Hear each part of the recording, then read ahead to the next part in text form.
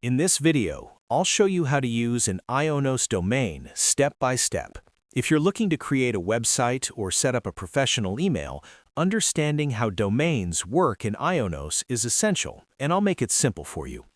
To begin, you'll need to navigate to the Ionos website. Once there, look for the Sign In button, usually located at the top right corner of the page. Click on it to proceed. After the sign-in page loads, select Customer Account. This ensures you're accessing your existing services or setting up new ones.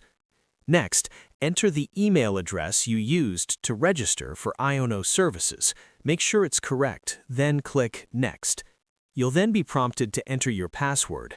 This step is important for securing your account, so enter it carefully and click Next again to continue. Once logged in, you'll arrive at your dashboard. From here, locate the Domains and SSL section. This is where you can manage everything related to your domains, including purchasing new ones and setting up SSL for security.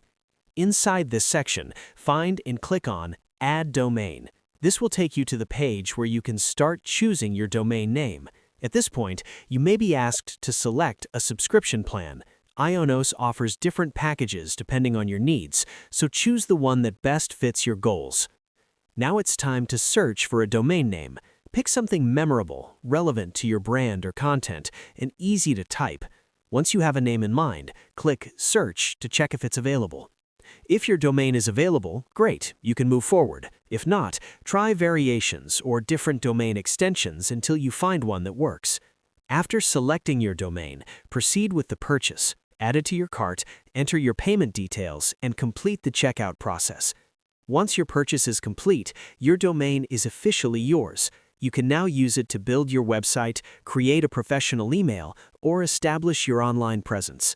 And that's how to use an Ionos domain from start to finish.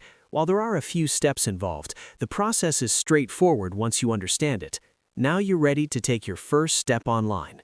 Thanks for watching, and I'll see you in the next video.